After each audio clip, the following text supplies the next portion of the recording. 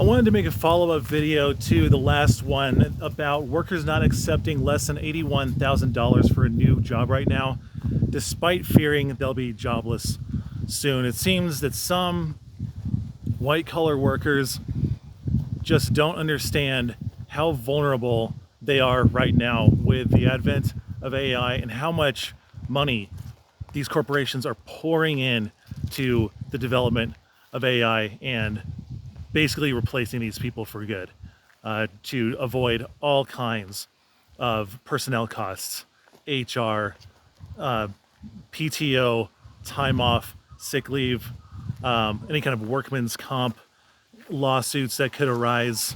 I mean, think of the money the companies will save with AI when they can replace these workers. It'll be amazing for them.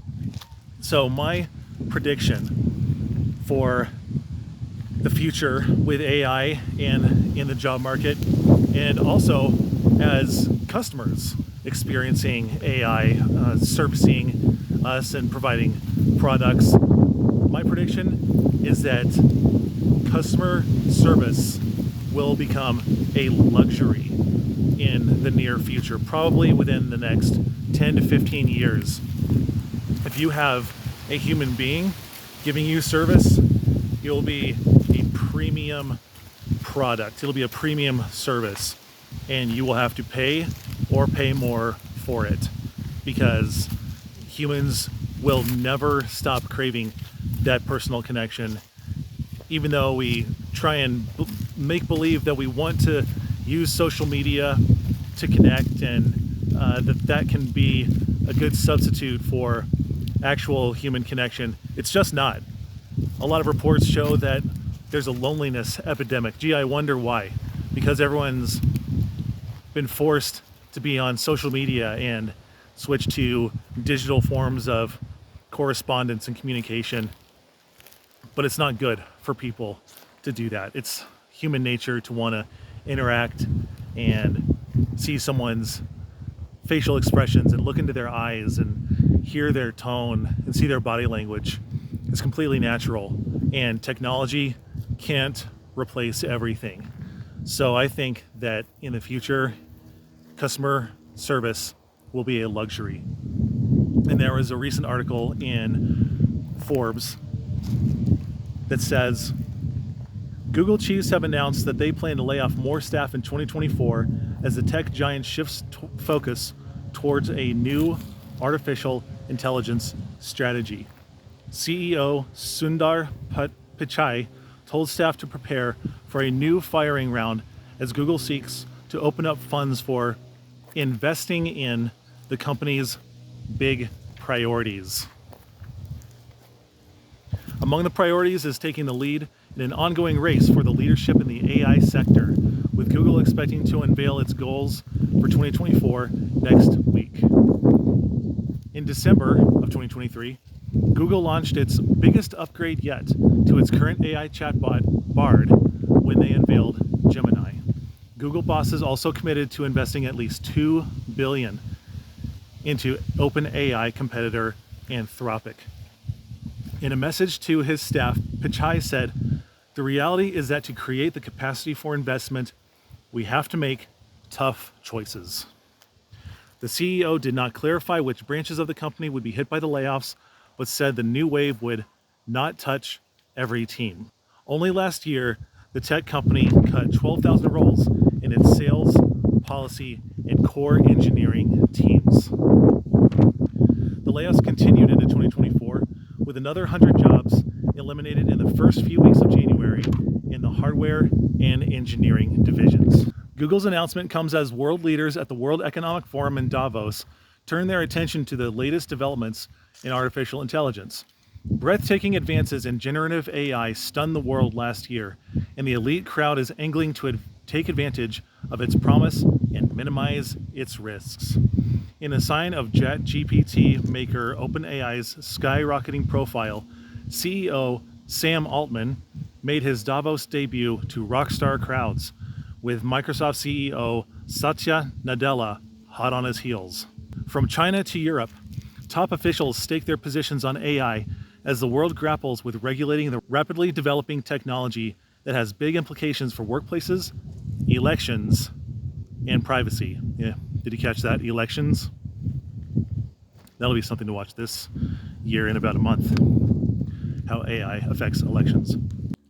A survey of 4,700 CEOs in more than 100 countries by PwC, released at the start of the Davos meetings, said 14% think that they'll have to lay off staff because of the rise of generative AI. There isn't an area, there isn't an industry that's not going to be impacted by AI, said Julia Sweet, CEO of consulting firm Accenture. And I took a trip to the store recently that made me reflect on this AI revolution. I was headed down to the automated checkout stand that I usually go to with my cart full of groceries, and I was passing a checkout person who was just standing there twiddling her thumbs, standing there alone, and I did a double take. I took a step back and I rerouted and went into her lane and started having a fun conversation about football and the game that had just happened that weekend. And I actually had a really good time. Following the pandemic, many of my clients were teachers, and they told me that a lot of kids were behind, not just academically, but socially. It seemed like they were a couple of years behind developmentally, and for good reason. Who can learn how to wait in line online, remotely on Zoom? Who can learn how to share their snack with another kid on Zoom, or wait for other kids to finish talking on Zoom, or how to share a toy on Zoom? How are you going to learn how to do that? So the pandemic and remote learning really impacted the social development of kids, not just kindergartners, but high schoolers too. All age ranges were impacted by the lack of socialization. And that is why I predict that in-person teaching will actually be a luxury in the near future. Maybe not public schooling necessarily, but private education will have even a higher premium than it does right now. People will pay more for a higher quality in-person learning experience. Mark my words, having an in-person teacher will become more expensive in the near future. And what roles do you think won't be able to be replaced by AI? I mean, would you want to be counseled by a robot? Can you imagine going to a robot and telling them about your breakup or your divorce, or your kid being disrespectful to you, or not getting along with your coworkers? How helpful would an AI bot be in that situation? Can you really submit yourself to the counsel of a robot, something that hasn't actually lived? I don't think so.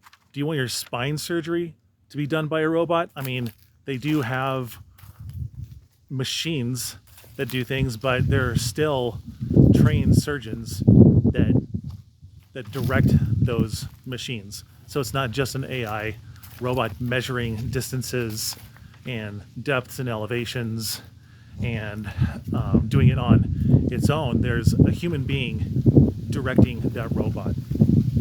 Could you trust a completely automated, artificially intelligence-driven machine to do your heart surgery?